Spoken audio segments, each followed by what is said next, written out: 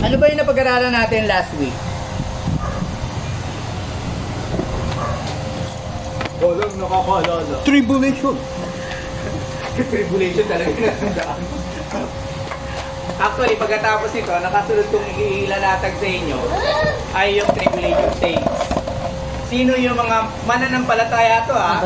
Sino yung mga mananampalataya na papasok sa tribulation? Kaya sila tinawag na tribulation saints. Tandaan nyo, sa Bible, pag tinawag na saints, it means the faithful. Yung mga mananampalataya. Pero, nakasanayan kasi natin, doon sa dati nating sinasamahan, di ba? Sa Katolik, na papa. Na mga namatay. Hindi ka pwede maging santo pag hindi ka pa namatay.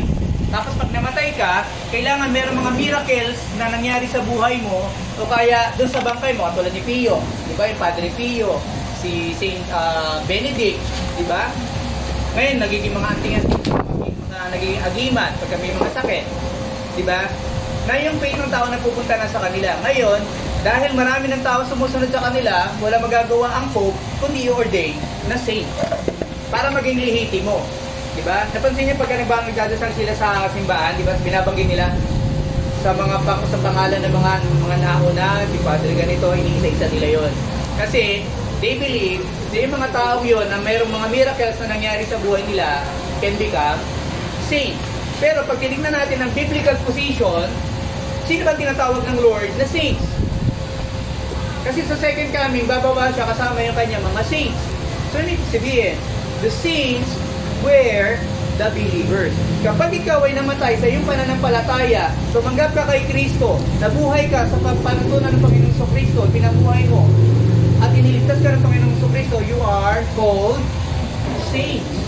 Yun ang prerequisite and requirement. Kaya yung mga magulang natin, kung sila ay namatay ng mga Kristiyano, they are considered saints. Pero we do not pray dun sa mga saints na yon. Kasi tandaan natin, even the Lord Jesus Christ, nung itinuro niya yung prayer, ano yung prayer niya?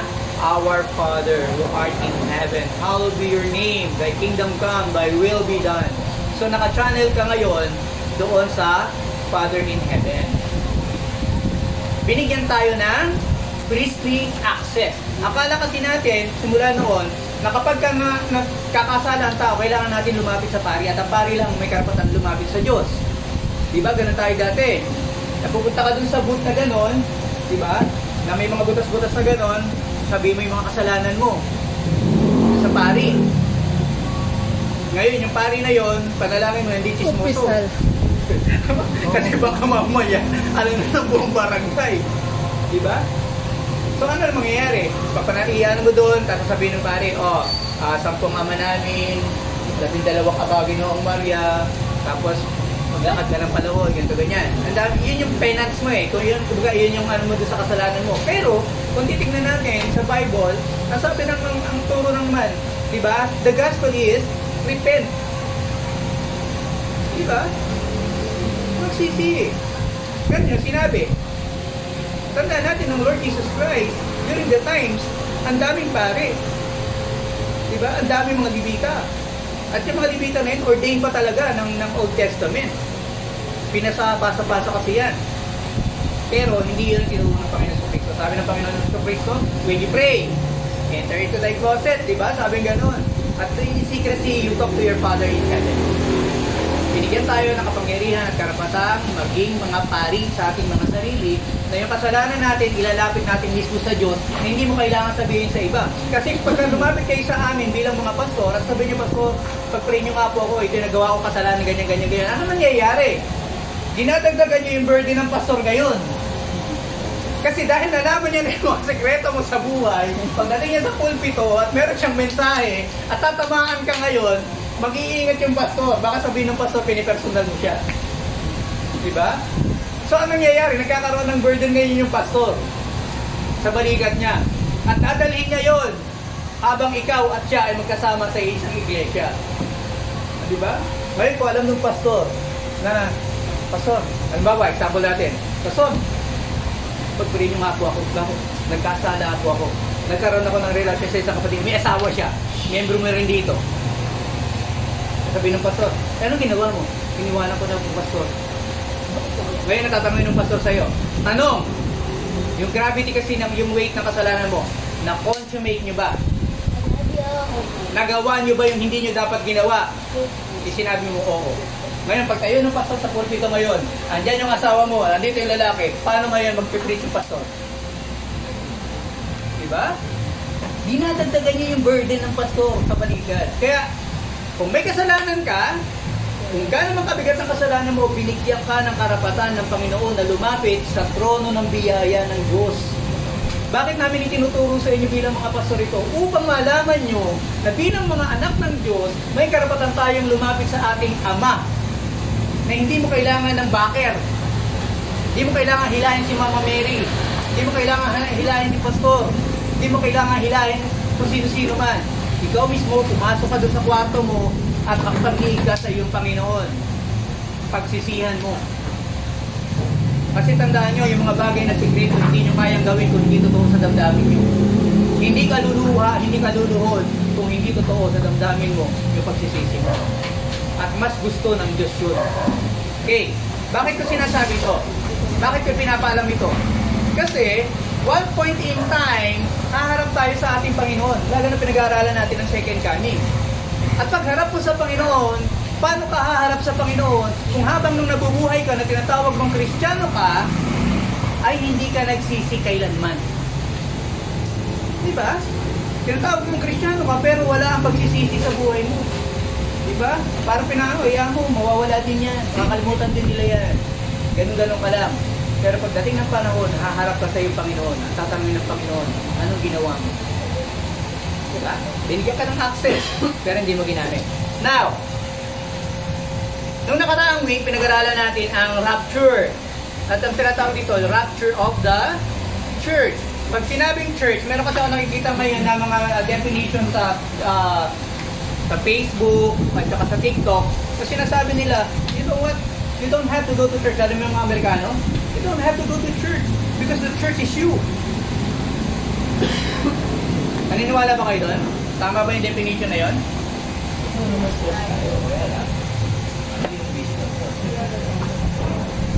Dito tayo magkakaroon. Sino ang naniniwala na ikaw personally, personally, ang church? Pwede. Sino ang naniniwala na ang church is a group of faithful people? Ano yun? Bagay naman yun. Bagay yun. Actually, sa Kasi dalawa yan. Yung church o yung ecclesia came from the word group of separated people. Kaya pag sinabing church, it means a group of faithful people. Pag mag-isa ka, group ba tawag kayo? You are the temple. Wag niyong pag-intermission. Iba pala in church sa temple. You are the temple of God. Kasi nananahan sa inyo yung Holy Spirit. Nung tumanggap ka, nung na-regenerate ka, ang Holy Spirit papasok sa'yo. Right? So your body become the temple of God, the Holy Spirit. So ibig sabihin, ngayon ikaw as a temple, joining another people o yung mga iba pang mananampalataya, kayo ay nakakapagbuo ng isang church. Kaya kayong, alam nyo, ang labanan sa gospel kasi, ang labanan sa Biblia, hindi kasi kayang burahin ng demonyo at hindi nila kayang sirain ang Bible. Tandaan nyo, when the Bible was written, the devil is present. Sorry. The demons are present. Kaya kung tingin nyo, kabisado nyo ang Biblia at alam nyo ang Biblia, mas alam nila yan. The thing is, yung revelation, wala sa kanila. Alam nila yung sinulat, so anong gagawin ng devil? Kung ikaw ay hindi maiiwasan ng devil, kasi ordain na ng Panginoon na maliligtas ka eh. Kung hindi maiiwasan ng devil na hindi ka maligtas, ang gagawin ng devil, aagawin niya whatever you can accumulate from that faith. Tandaan niyo sabi ng Bible, di ba? Mag-impo kayo sa langit. So ang gagawin ng devil, kung papasok ka rin lang sa langit, you might as well enter heaven empty-handed. Di ba? Papayag siya, sige, pumasok ka sa langit, pero kailangan wala kang dala. Bakit? Kasi babawasan niya yung glory na pwede mong ibigay sa iyong Panginoon. Tandaan nyo, yung pinaiipon sa atin dito sa lupa, it's not for us. Yung mga crowns na bibigay sa atin, crown of rejoicing, crown of life, Lahat ng mga crowns na yan ay may bibigay sa'yo na accumulate mo dito sa lupa because you do the work of the Lord. Pagdating sa langit, yun yung ihaharap mo sa iyong Panginoon. Imagine, hindi namin kayo tuturuan ng gano'n. Basta sabihin lang namin sa kanya, sumampalataya ka. At pag nanampalataya ka sa Panginoon, may kaligtasan ka.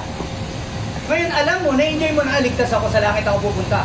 Pero without knowing, na meron ka pa palang pwedeng ma-accumulate doon sa faith. Doon sa saving faith na meron ka. Ang nangyayari ngayon, may mga pastor, ninanakawan ng karampatang posisyon yung mga membro ng church sa harapan ng ating Panginoon. Kaya meron mga pastor na magnanakaw din. Pero ito, nagagawa nila ito, honestly, sincerely. Hindi nila alam, nagkakamali sila. Mayroong kulang. Lalo na yung mga pastor na mahilig mag-preach ng giving. Di ba? Yung mga puro na lang ano, di ba? No, please identify the Retreat. Puro retreat. yan, church. The word church or ecclesia means a group of separated people. Ito yung mga tao, ngayon yung church kasi sa panahon natin ngayon, exclusively ginagamit yan sa ministry.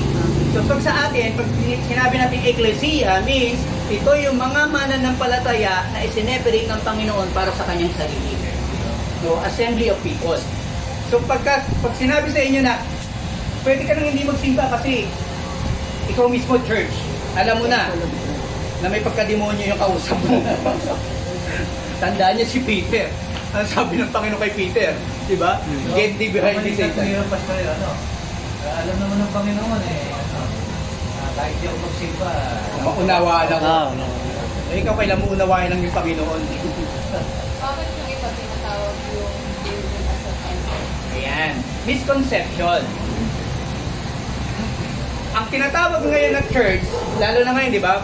May isang church ka kung ma-attend. Ang akala ng iba, yung building. Kaya nga yung mga ibang mananampalataya, di ba, iniisip nila na pag rapture, pati yung building nila isasama. kasama.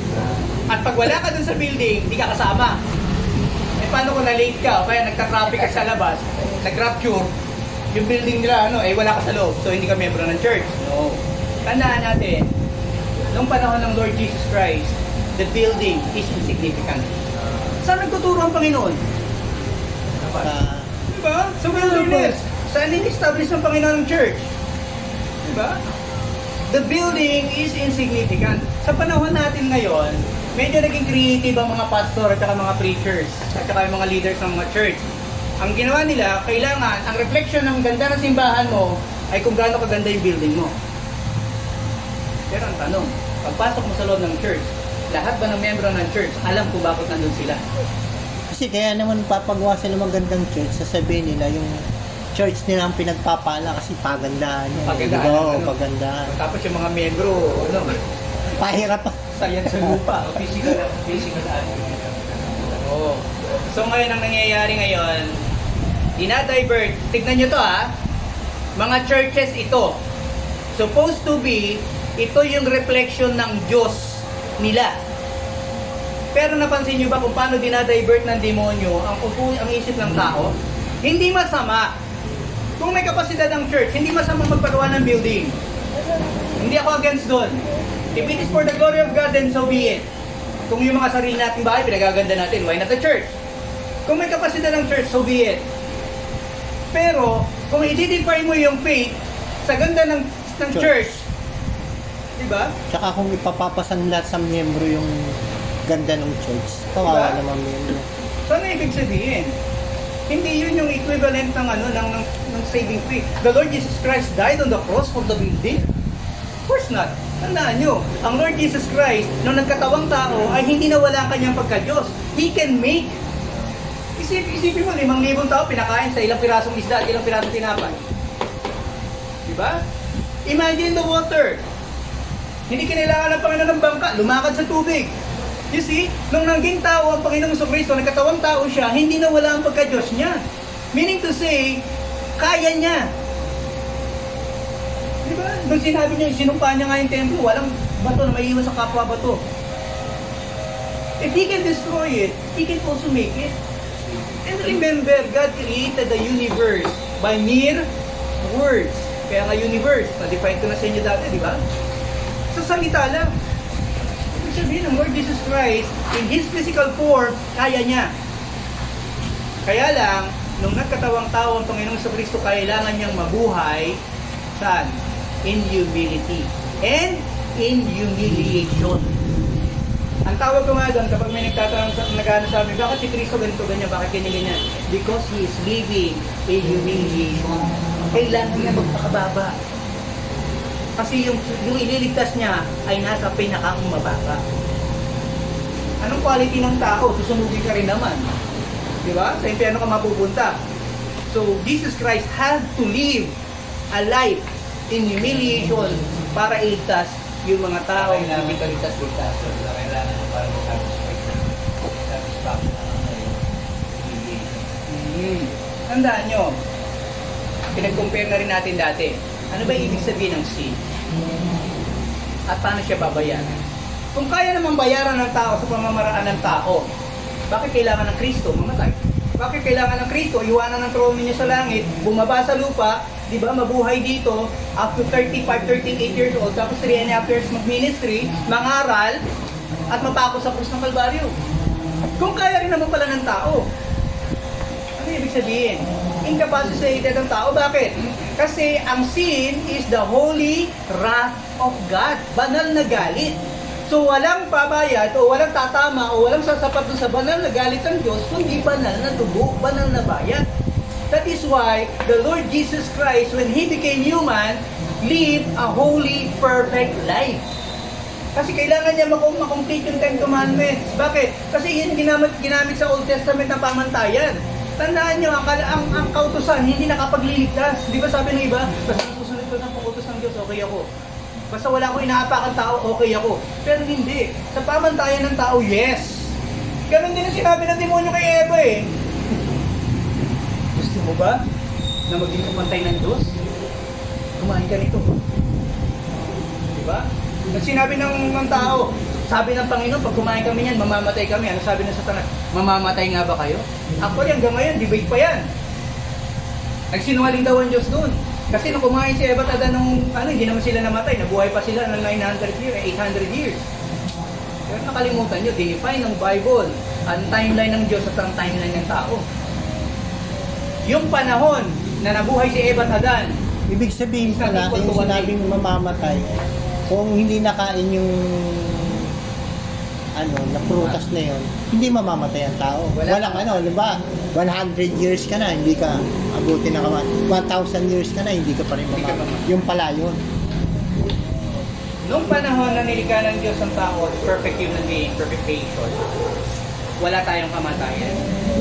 At nag-iwan ng Panginoon ng marka sa tao na hanggang sa ngayon para ma-define ng tao na totoong ang tao ay hindi dapat namamatay. At yan yung hindi pwedeng burahin kahit ng science.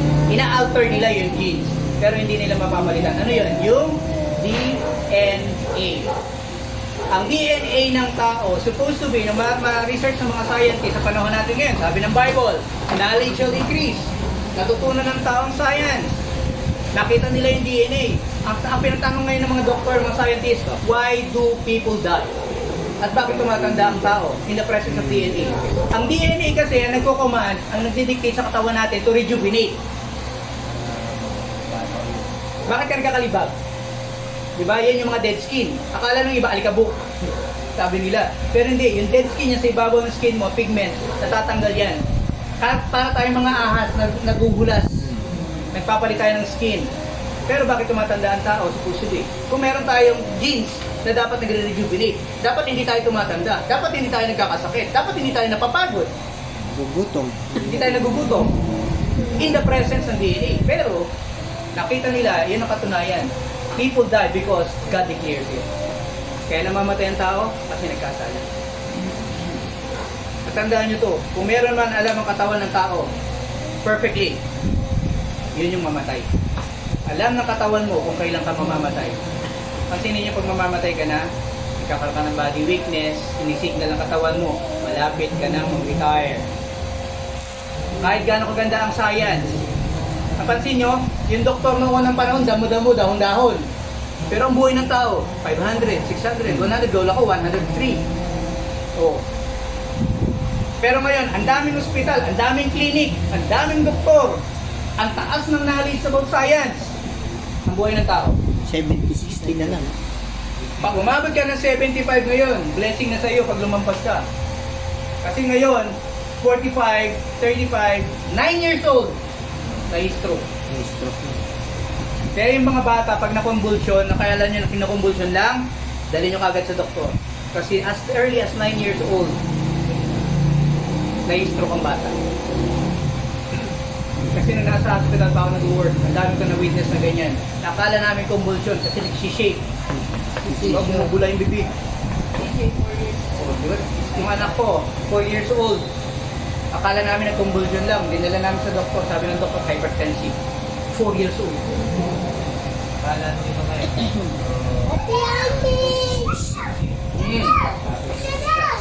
Polio. Tandaan nyo to. Totoo sinabi ng Bible, knowledge shall increase. Pero yung knowledge na yan, cannot defy yung declaration ng Panginoon. You will die. Pamamatay. Di ba meron pa nga iba ngayon sobrang dogmatic? Kukuha ng dugo sa mga dalaga o mga bata, isasaksak sa sarili nila. Oo. Di ba? Kasi bakit? Sabi ng Bible, life is in the blood. Totoo naman. Di ba? Kung gusto mo bumata. Di ba?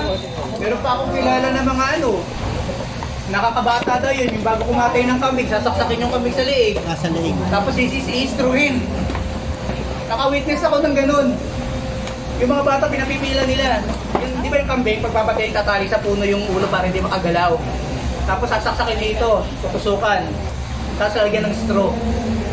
Tapos yung mga bata, pila-pila. Pampalakas daw yun ng resistensya. Wow! Yan pa, yung mga ng ahas, di ba? Yung mga abdo. Di ba? Abdo, yung mga Dito sa muna, dito sa balo-balo, yung pipili ka. Oo. Tapos sasabit nilang gano'n. Tapos sasaksakin nila yon, kukunin nila yung dugo. Tapos papainom nila sa'yo, one shot.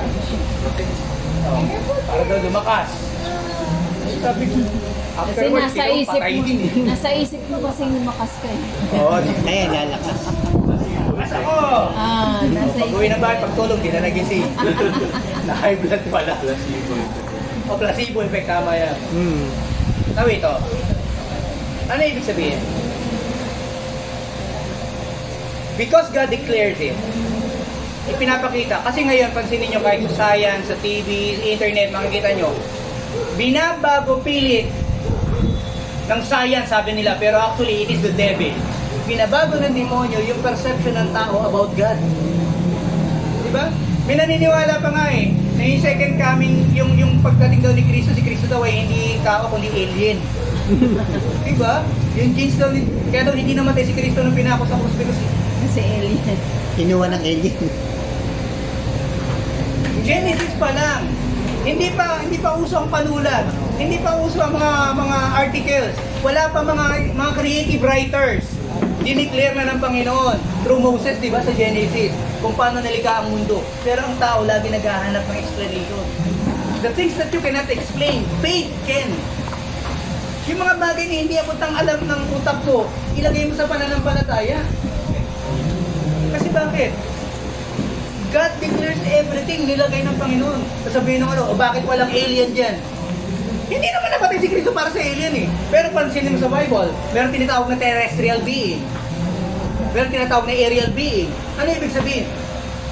Nung sinabi ng Panginoon, huwag kayong lilika ng anumang larawan sa langit, sa lupa, at sa ilalim ng dagat. So I do believe. Meron nakatira sa langit, may nakatira sa lupa, and even under the sea. Ang mga tao masyadong gusto i-explore ang kalawakan. Pero alam niyo bang, sabi ng mga scientists, 89% ng dito sa mundo hindi pa na-explore.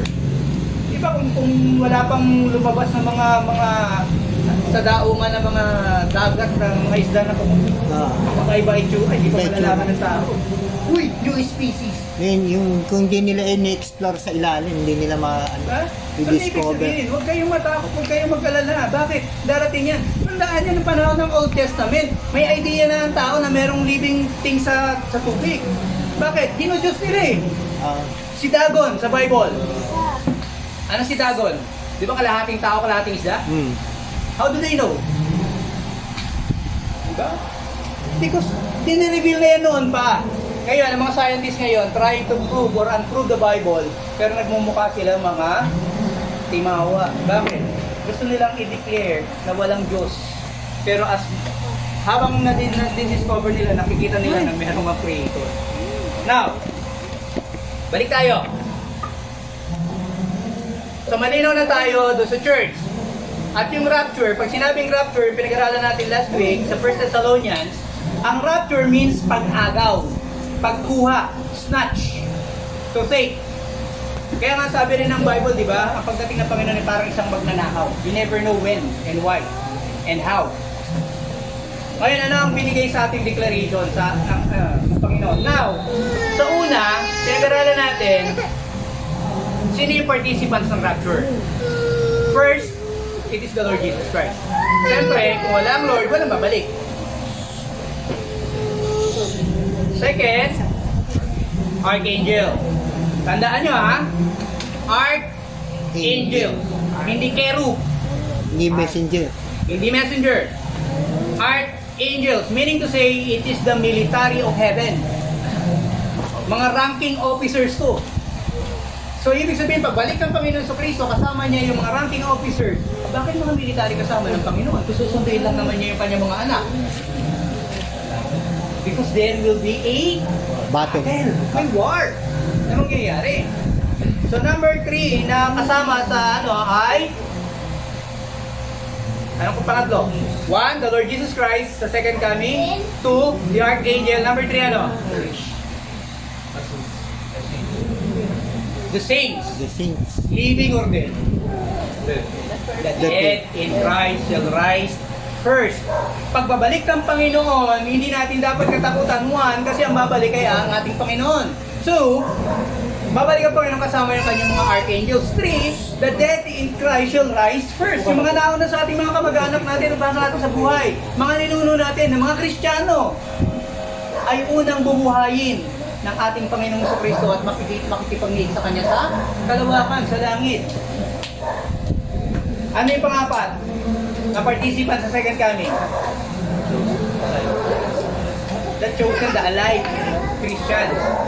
Ibig sabihin, tayong mga buhay ay hindi natin mauunahan yung mga namatay na kay Kristo. Ngayon, dapat ba tayong matakot? Hindi. Uy, nagigira na sa Israel. Isa yung sa darating ng Panginoon. Uy, bumukal ang tubig sa Middle East. Napalitan niyo yun? Na bumaba sa Middle East kasi may bumulwak na tubig mula sa nag-create ng mga rivers. Siguro yung mayayaman, tatakot kasi marami sila iiwan na diba, signs of the times na to. Uy, yung yung river na natuyo. Kasi sabi ng Bible sa Revelation, pag natuyo na yun, lalabas na papakawalan ng Panginoon yung mga angels na nakakulong. Yung stranger. Uy, sign na to. Babalik ang Panginoon. Tapos may na-discover pa isa, yung gates of hell. May biglang nagkaroon ng butas na gayon, ang gawa ng mga scientists kasi naano na yung methane gas kasi mas delikado daw pag kumalat sa hangin. So ang ginawa nila, sinindihan nila. 1980s, 2023 na, yung apoy hindi pa rin namamatay. Nagbuto ko lang yung pangalan kasi ang hirap tandaan eh.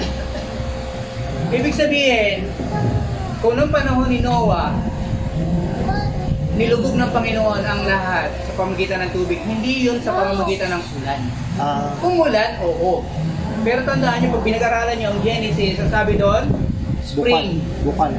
Bumukal ang tubig mula sa lupa. So yung fire, pagdating ng Panginoon at susunod, imagine matatakot kang umalis sa mundong ito. Tapos at the end, susunugin ng Panginoon yung mundo, nandun ka, mas matakot ka. And nakita nyo na merong bumukal na mga bumukal na mga apoy. Ang mga bulkan ngayon nagigisingan na. Ibig sabihin, pag dinestroy ng Panginoon ito sa pamagitan ng apoy, hindi lang ang apoy manggagaling sa outer. Di ba ngayon may balita? Sabi baka mga 3 months or more, mawalan tayo ng internet. Bakit? Kasi meron daw activity ang sun, solar. Totoo naman yon. Ang Earth, di ba may tinatawag na atmosphere? Yan yung nag-iingat sa atin para tayo ay hindi masunog. Kasi yung rays ng sun, pagdating sa atmosphere, pinifilter niya yan. Dinideflect niya yung mga matataas na radiation para hindi tayo masunog. Yung tinatawag na atmosphere ng part ng atmosphere na yon, ang tawag doon ay ionosphere. Kung nag-aaral kayo ng electronics, alam niyo yon.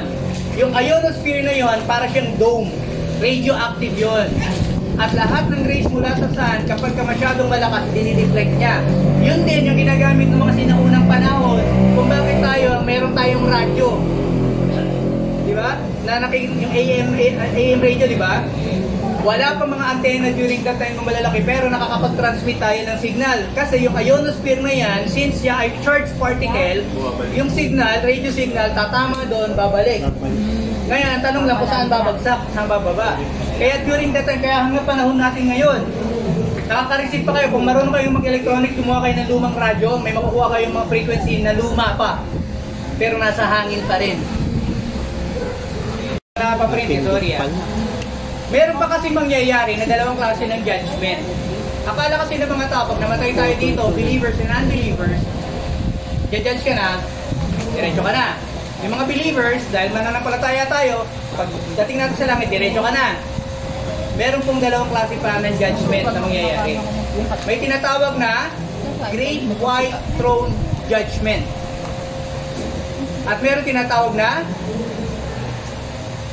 yung Christ. Ano yun?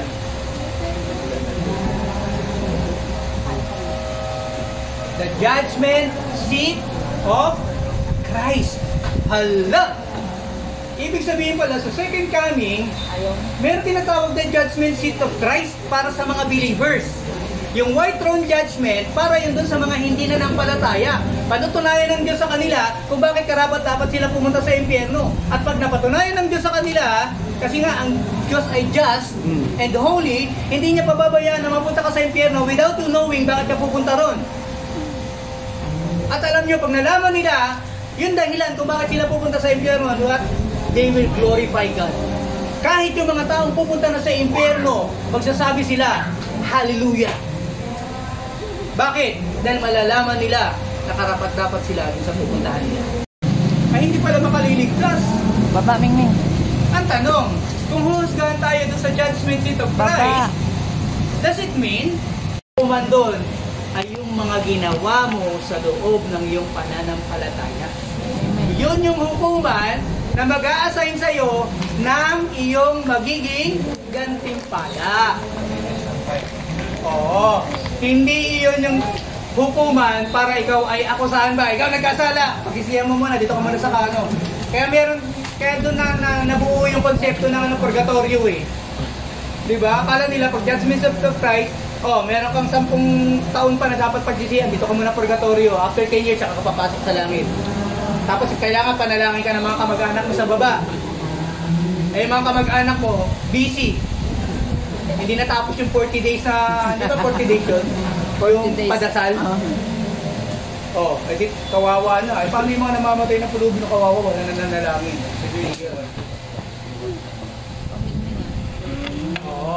Sa judgment seat of Christ, huwag kayong matakot.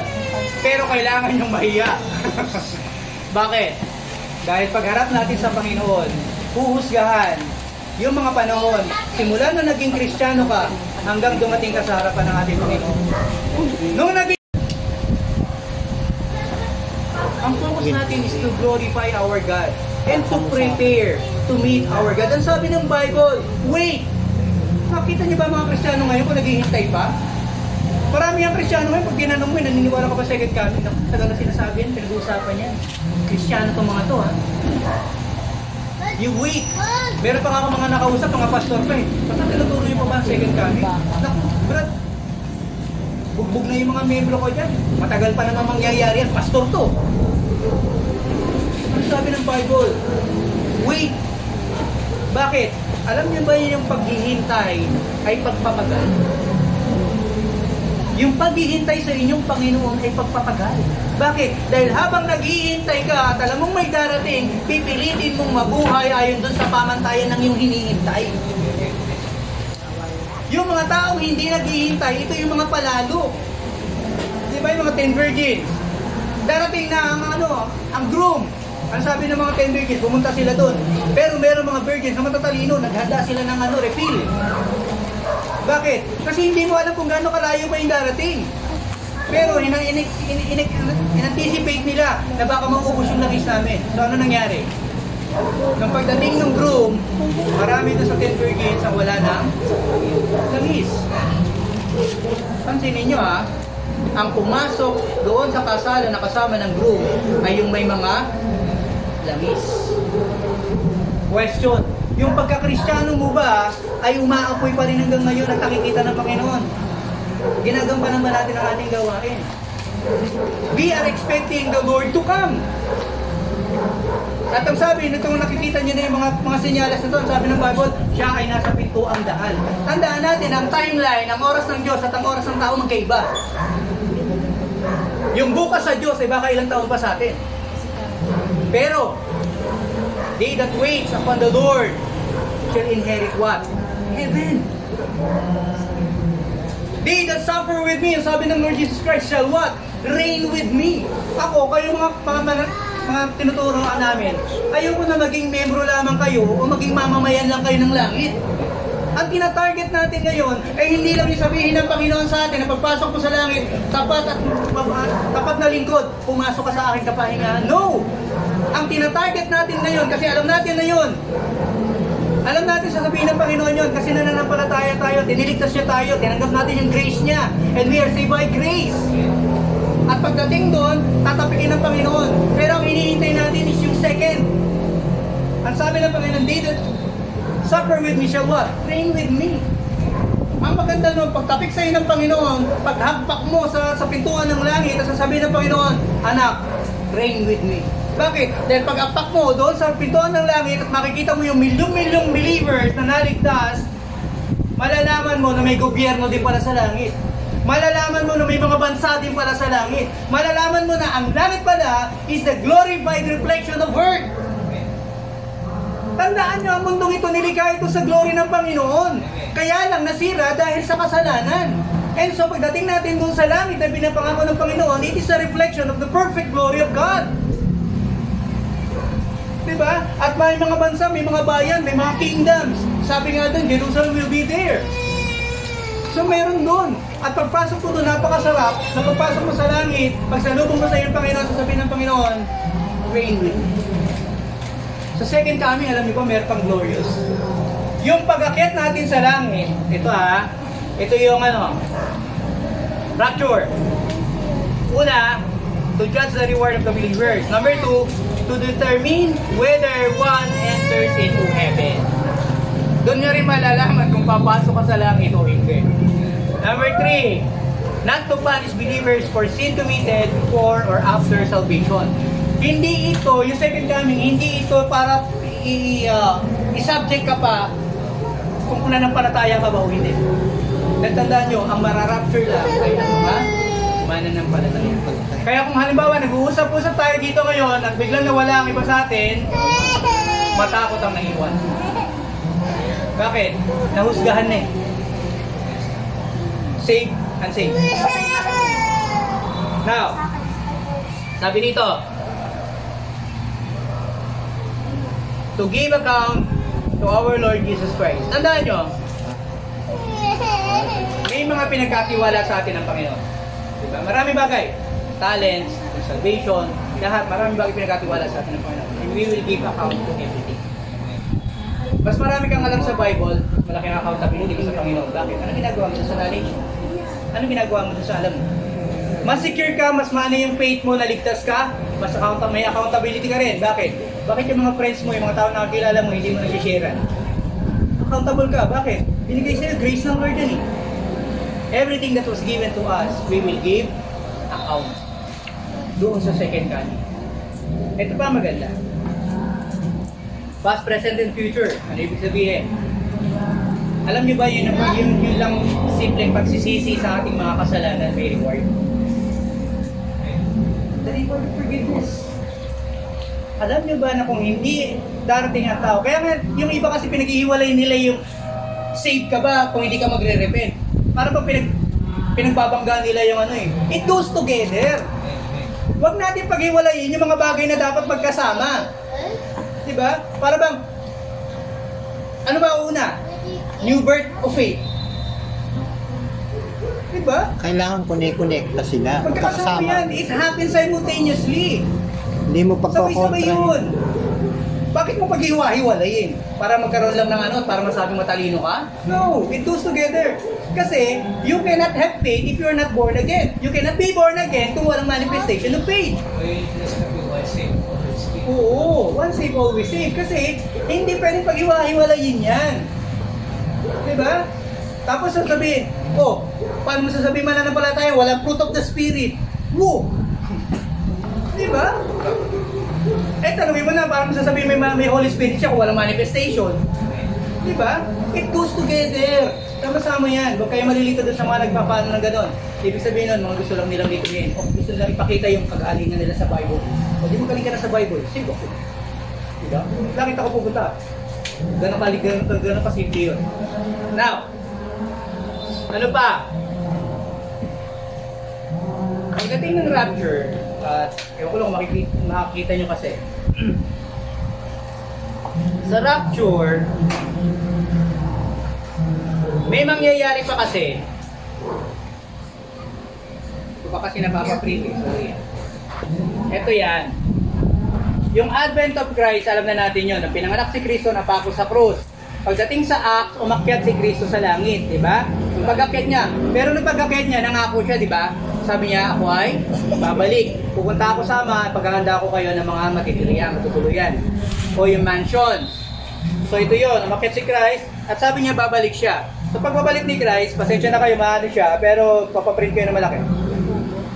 Ha? Teka, lakihan ko pa yan. Ayan. Ayan. Dito, yung first rapture na mangyayari, may second rapture. Yung first rapture na mangyayari, aakyat ang mga Kristiyano at yung mga saved and the dead in Christ shall rise first. Nandito yan, nandito tayo. Magmi-meet tayo sa heaven. Now, it is not the third heaven. It is the second heaven. Tandaan nyo, meron 3 layers ng heaven. First, second, and third heaven. The third heaven is the abode of God. Now, pagdating doon, bibigay ko sa inyo mga verses next pag-akyat natin, pagbaba ni Kristo, pagsalubong natin, rapture, yung mga namatay at saka yung mga saints. Pagdating doon, magkakaroon ng 7 years tribulation dito sa lupa. Magkakaroon naman ng 7 years din siyempre sa langit, di ba? Parallel yan eh. So 7 years dito sa langit, ano mangyayari? Wala na tayo dito sa lupa. Yung sa gusto sa lupa, sige, may iwan kayo. Tribulation saints, pag-aaralan natin sa tribulation. So yung 7 years dito, magkakaroon ng 7-year tribulation, magkakaroon ng 3.5 years doon, false peace. Kapag lumabas ang Antichrist at nandito pa tayo, Sa lupa. naiwan tayo. Kasi bago dumating ang Antichrist sa 7-year tribulation na yun, ano tayo. Kaya mga tatakot ang mundo eh. Kaya nga marami magkakaisip na maging makadiyos eh. Kasi nakita nila yung pangyayaring ganun big event. Tanong ko lang, before. Before. Bago yung tribulation. So nakakita na tayo. Pagdating doon, magkakaroon doon ng tinatawag na marriage supper of the Lamb. Magkakaroon ng kasalan. Ngayon ito. Doon sa 7 years na yon, magkakaroon ng kasalan sa langit. Sino yung kakasal kay Kristo? The church. Kasi maraming kiniinaano pa rin, maraming preachers, sinasabi nila, yung sinasabi kakasal kay Kristo, the bride of Christ is Israel. Na-invalidate na yun noong panahon noon. Kaya nga sabi ni Paul, di ba? It's neither Jews nor Gentiles. Pagdating sa salvation, it is the blood of Christ. Ginawa kang anak ng Diyos dahil sa dugo ni Kristo, hindi dahil sa tradisyon. So pagdating doon, ikakasal ngayon kay Kristo ang church. Pero tandaan nyo, sa kasalan, hindi lahat bride. Hindi lahat abay. Merong mga taga-subaybay, mga taga-panood. So ano ibig sabihin nun? Kaya nga sabi ko sa inyo, sa heaven, naniniwala ako may Catholic dyan, may mga ano dyan. Kasi bakit? Ang requirement sa salvation is faith. Iba-ibang religion. Diba? Pero, pagdating sa marriage, pagdating sa kasalan, merong iisang bride. Merong iisa lang. Ay, isang church na. Iisang church. Iyon yung mga taong nananatili. Tandaan mo, kapag iniwan sa betrothal sa Israel, kapag iniwan mo yun sa babae, ba, ikaw, nakipagkasundo ako sa iyo, mapakasalan ko po itong anak nyo, ang mga gagawin ng babayaran ng dote, tama? Ibigyan ba, tatapatan ng lalaki, kung magkano man ang nagastos sa magulang sa pagpapalaki sa babae. Pero karaniwan sa kanila doon, ang ginagawa nila, pag binigay na doon sa magulang, binibigay din naman sa babae yun eh. Para maging ano niya, diba? Puhulan niya pag umpisa. So pag natapatan na ng magulang ng ano yung bayad, gagawin ng lalaki, aalis. Napansin niyo ba, nakita niyo kung paano sinulat ng Panginoon Jesucristo sa tradisyon, pati yung second coming? Pag alis ng lalaki, paghahanda niya ng tinatawag na bridal house. Hindi pa yun yung mansion, hindi pa yun titira niya, bridal house. Kasi bakit? Pagka natapos na yung bridal house, babalik yung lalaki doon sa kanyang bride at kukunin niya na. Papakasalan niya na yung babae. At dadalhin niya doon sa bridal house for 7 days. Doon sa loob ng bridal house, tradisyon ng Israel, hindi lalabas yung bagong mag-asawa sa loob ng 7 araw. Nakita niyo yung tribulation, 7 years. Doon sa 7 days na yon, yung mga kinasal, iko-consummate nila yung kanilang pagiging mag-asawa sa loob ng 7 araw. Sa Pilipinas, meron din ganyang kaugalian. Sa Bicol kasi, kapag ikaw pinagkasundo ng mga lumang panahon pa, diba pinagkasundo ka at kinasal ka, pagkatapos ng kasal nyo, sa unang gabi, lahat ng matatanda ng pamilya nandun sa kubo, sa tabi. Diba may kubo dati sa probinsya, mga ganon? Lahat sila nandun sa paligid, nagkakainan, nagkukwentuhan. Tapos biglang tatahimik yun. Pakikinggan nila kung merong aaray. Pag merong umaray at umiyak, tapos na, maligaya na sila, uwian na. Iiwanan nila yung mag-asawa doon. Kasi bakit? Na-consummate na yung wedding. At alam nila na dalaga, totoong dalaga yung nakuha ng kanilang lalaki. Diba? So, pag narinig na nila yon, ayos na, uwian na. Ang naiiwan na lang yung magulang ng babae at ng lalaki. Bakit? Kasi kinabukasan, kukunin nila yung pinaghigaan.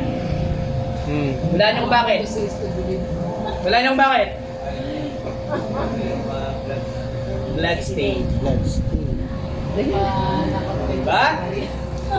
Kulturang Hudyo napunta sa Pilipinas. Ngayon, pag nangyari yun, na-consummate na yun, lalabas na yung mag-asawa dun sa tinatawag na bridal home at papunta na sila doon sa kung saan niya talaga dadalhin yung babae na hinitira. Napansin niyo yung second coming kung paano isinulat sa tradisyon? So 7 years na naghihirap dito sa mundo ang mga tao at pinaparusahan na yung mga Kristiyano, tinutugis. Tandaan nyo, pagdating ng panahon ng second coming, pagdating ng tribulation pala, ang mga Kristiyano na ang subversibo. Hindi na ang NPA ang nasa bundok, mga Kristiyano na. Hindi na yung NPA yung bawal bumili sa kapatagan. Ano sabi ng Bible? Ang sino mang walang tatak ay hindi makakabili, makakapag-purchase o makakapag-business transact. See? So ano ibig sabihin, mga kapatid? Doon sa wedding na yon, 7 years yun, ikakasal kay Kristo yung tunay na church. Pero yung tunay na church, sabi ko nga sa inyo, di ba, anong palatandaan ng isang tunay na church? Holiness. And ano? Wala? Purity. Purity and holiness of the church. Kasi bakit? Nung pinangako ni Kristo na babalikan kita, yung bride must maintain its purity. Di ba yung mga lalaki, kapag ikaw niligawan ko at papakasalan kita, pag pumunta ako abroad, I expect na pagbalik ko, kung paano kita iniwan, ganun. Pero what if nasa abroad ako, nakikita kita sa diskuha, nakikita kita nakikita kung kani-kanino, pagbalik ko sa Pilipinas, papakasalan pa ba kita? Diba? Kasi pain na kita. Diba? You see? So ibig sabihin, pagdating noon, God expect the true church, pag-aralan natin next week, yung purity and holiness of the true church. Okay? Tanong? Reserve nila next week. Mag-overlap na naman ako. Nakakain ko na lang yung oras si Pastor Joel. Sana po may natutunan tayo na sa second coming. Nasa last part na tayo next week. Tapos susunod. Holiness and purity. Holiness and purity. Okay. So, sino po yung sasama sa rapture? Kami po. Sino yung gusto maiwan? Tandaan nyo, ang prerequisite ng salvation is faith. O, yung gusto. O baka may gusto kasi nga parang nasan yung talagang tatag nila, di ba? makita ko talagang matapang sila sa pananampalataya kung kaya nilang sunugin ang buhay. Mga ganun. Diba? Itakbil mo si Kristo. Hindi. Diba? Susunugin kita. Hindi. Yung mga ganun, diba? Pero kayo, hirap yun.